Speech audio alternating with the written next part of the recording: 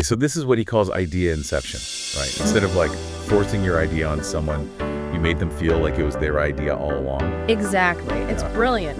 And a big part of that is this principle he calls frame control.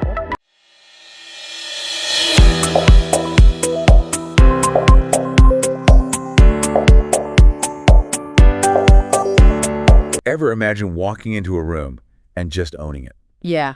Pitching an idea with so much confidence that investors are practically begging to throw money at you. It's kind of a power move, isn't it? Totally. Yeah. But that level of persuasion, it's not something you're born with, right? No, definitely not. It's a skill. A method. A method, yeah. And today we're going to deep dive into the world of Oren Klaff. This guy is a master negotiator, closed deals with giants. Like Google, yeah. Yahoo, Qualcomm. even Disney. We're talking millions of dollars routinely. Yeah, what's interesting about Klaff is that he's not just some sales guru, peddling tricks. Right. He's studied how our brains actually work, how we make decisions, and then built a framework around it. Okay, so this is what he calls idea inception, right? Instead of like forcing your idea on someone, you made them feel like it was their idea all along. Exactly. It's brilliant.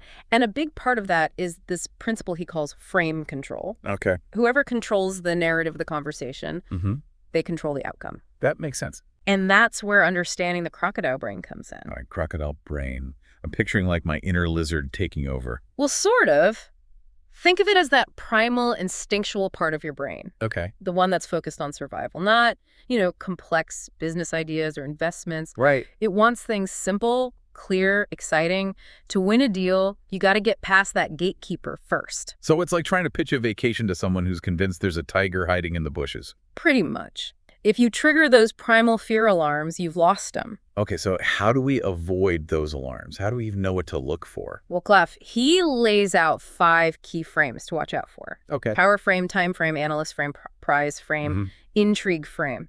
Each one is like a potential trap that can derail your pitch. Okay, I'm starting to see why this guy closes so many deals. He's like a chess master, always thinking several moves ahead. He is. So let's break down these frames a bit. All right, let's do it. What's the power frame? So the power frame, that's when someone's trying to assert dominance, make you feel less important. Okay. Maybe they offer you a limited time slot for the meeting. They interrupt you constantly. Oh, yeah, I've been there. Or maybe they keep you waiting. It's a classic power play.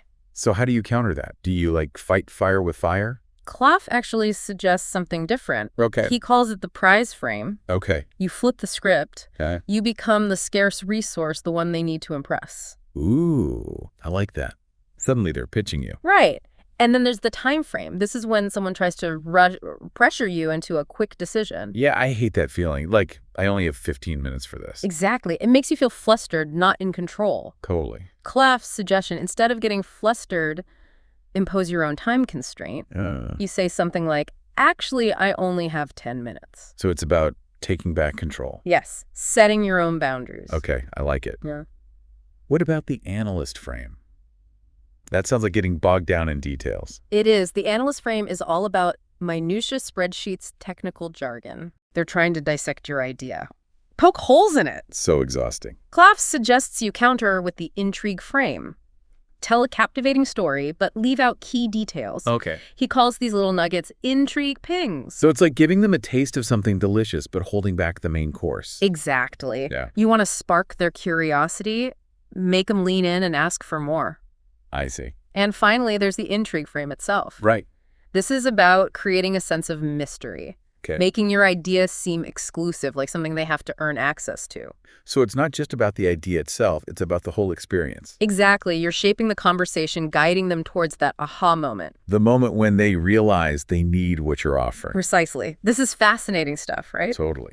So once you've mastered these frames, what's next? Well, that's where Klaff's strong framework comes in. It's a 6-step process designed to bypass those mental filters we talked about and really make your message stick. It starts with S for set the frame, which we just covered in detail, then T for tell the story. Okay. You need a compelling narrative that connects with the listener emotionally. So you've set the stage, you've told your story, what's next? Reveal the intrigue. You drop those little intrigue pings, those bits of information that keep them hooked. It's like breadcrumbs leading them deeper into your world. Exactly. And then, offer the prize. But here's the key. You're not begging them to take it. You're presenting it as something valuable, something exclusive, something they have to earn. So it's like this opportunity won't be around forever. Precisely. Oh. Then comes N, nail the hook point. Okay. This is the moment they're fully engaged, leaning in, asking questions. So they're not just passively listening anymore. They're actively involved. Exactly. And finally, G, get the deal. This should flow naturally from all the previous steps. So you've set the stage, built interest, established value. Yes. And now it's just a matter of closing the loop. This strong framework, it's really brilliant. It's like a whole new way of thinking about communication. It is. And the best part, you can use these principles in any situation where you need to persuade someone. Really? Whether you're negotiating a raise, pitching a project, or even just convincing your friend to try a new restaurant. So it's not just for closing million-dollar deals. No, not at all. So now that we have a good grasp of Klaff's framework, let's dive into some specific examples of how this can be used to achieve product sales or secure funding. Awesome. Let's do it. Okay, I'm ready to put my salesperson hat on. Let's say I'm trying to sell a new software solution. How do I make a potential client feel like buying my software was their idea? Remember those frames we talked about? Yeah. It all starts with setting the frame. Yeah. You want to establish yourself as an expert, someone who understands their needs. Klaff calls this using a status tip-off. A status tip-off. Okay, what's that? It's a subtle way of positioning yourself as an insider, someone in the know. It could be a short anecdote, a phrase, something that shows you understand their world.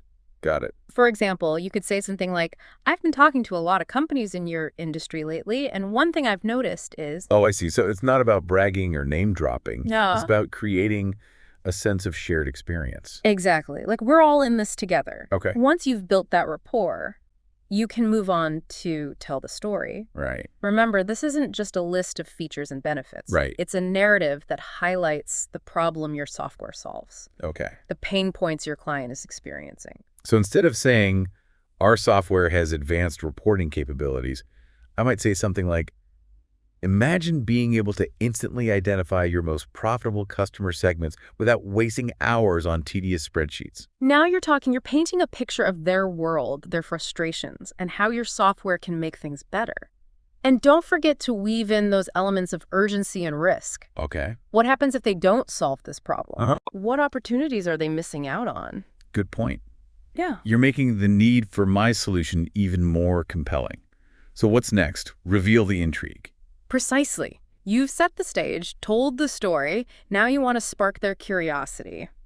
You might mention a case study where a similar company saw incredible results after implementing your software, or you could tease a new feature that's about to launch. Without giving everything away. Right. It's about creating that I need to know more feeling. Okay. You want them to reach the point where they're the ones asking about your software, not the other way around. And that's how you know you've nailed the hook point. Exactly. Okay, they're hooked, they see the value. Now it's time to offer the prize, the solution they've been waiting for. But how do I do that without sounding desperate or pushy? Remember the prize frame? Yeah. You're not begging them to buy it, You're presenting your software as something they have to earn.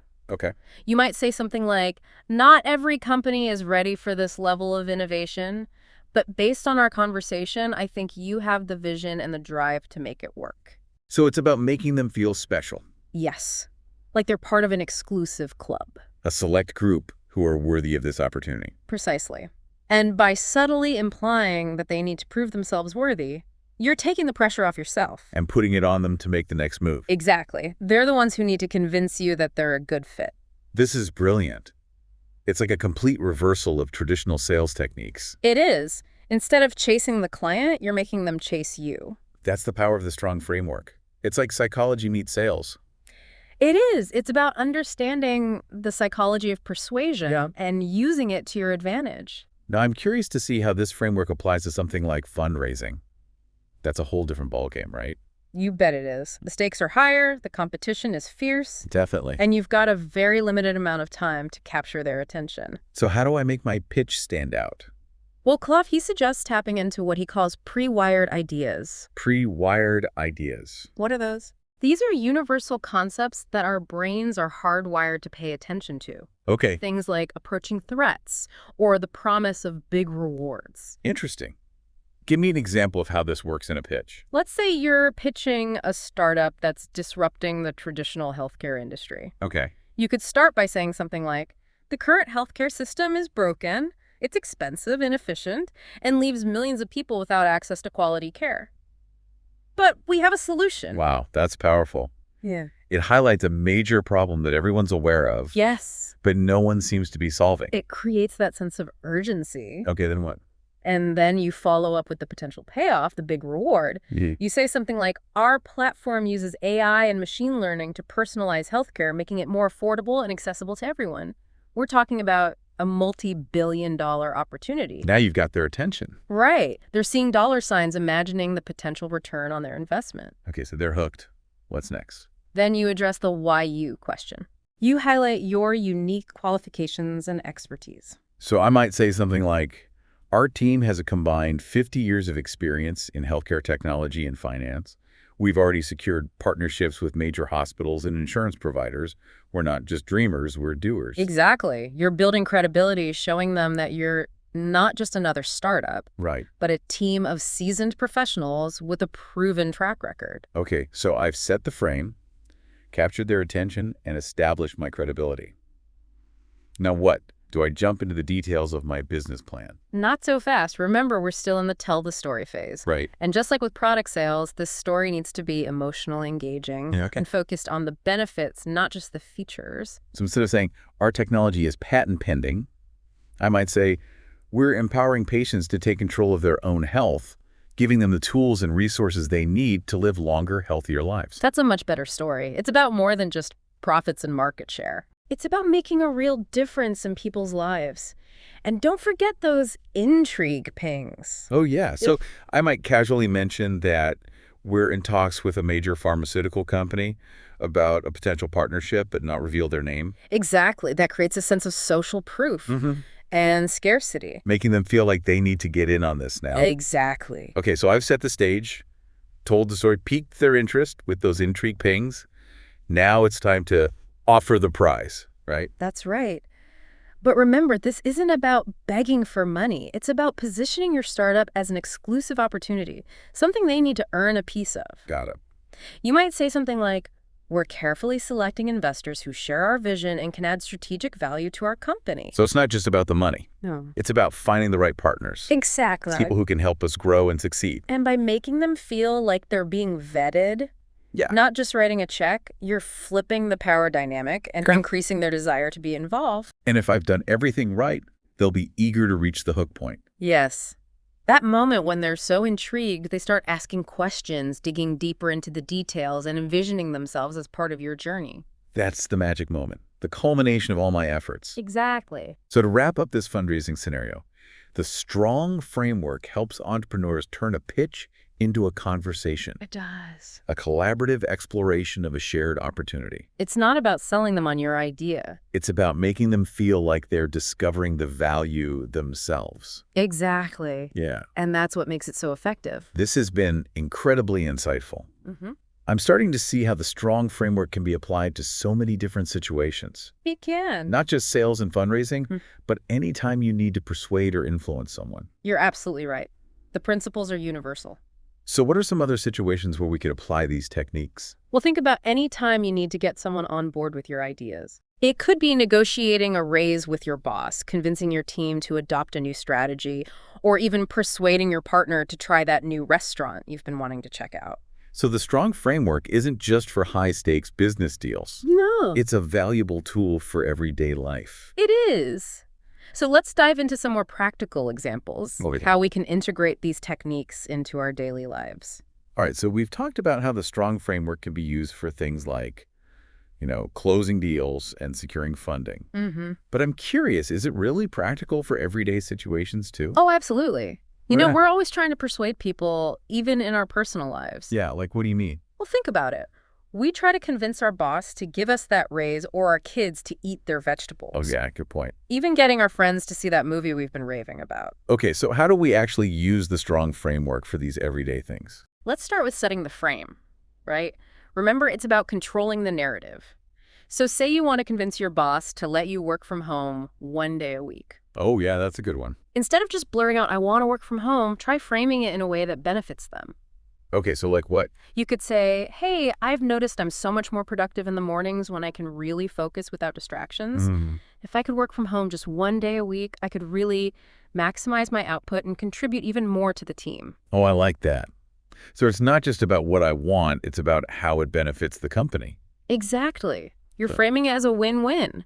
And you're subtly using the price frame, too. Oh, all right. You're positioning yourself as a valuable asset, someone whose productivity is worth accommodating. Sneaky. I like it. Okay, Right. so I've set the frame. What's next? A PowerPoint presentation on the benefits of remote work. Uh-huh. Not quite. Remember, we're adapting the framework for casual settings. Right. Instead of a presentation, think of it as a conversation. Mm. You want to spark their curiosity. This is where that intrigue frame comes in handy. You could mention how a colleague saw their productivity jump like 15% just from working from home one day a week. Oh, that's good. Now they're intrigued. Right. And because you already set the frame, they're more likely to be open to the idea. It's all about planting those seeds, those little intrigue pings. Exactly. Let them blossom into a full-fledged desire. Nice. Yeah. Okay, but what about situations where I'm not trying to get something for myself? Like, what if I want to persuade someone to do something for their own good? Same principles apply.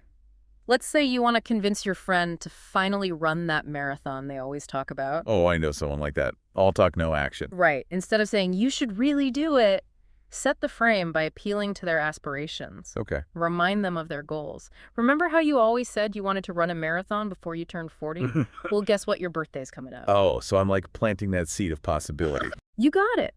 Then you can use the intrigue frame to really pique their interest. Mention a friend who loved running their first marathon, or talk about that amazing feeling of crossing the finish line. So tap into their emotions, not just lecture them about exercise. Exactly. And the prize frame is still key. You're not forcing them to do anything. It's a challenge, an opportunity for them to achieve something amazing. The prize is that sense of accomplishment. Yes, that personal growth. Yeah. And when they start getting excited asking about training plans and race dates, you know you've nailed that hook point. This is awesome. I'm starting to see how these techniques could really change things, not just at work, but in our personal lives too. That's the beauty of the strong framework. It's not about manipulation. It's about understanding how people think and using that knowledge to communicate better. So what's the one thing you want our listeners to take away from all of this? I want them to remember that persuasion is a skill anyone can learn and improve with practice. That's a great takeaway. We can all become more confident and persuasive in every area of our lives. And if you want to learn more about the strong framework, where should people go? Oren Klaff's books are a great place to start. Yeah, pitch anything and flip the script are packed with amazing insights and practical tips. And remember, the key is to actually practice these techniques. Find what works best for you and just keep using them. Awesome advice. Well, this has been an incredible deep dive into the world of Oren Klaff and the art of persuasion. It has. Thanks for joining us. Thanks for having me. And until next time, keep learning, keep growing, and keep diving deep.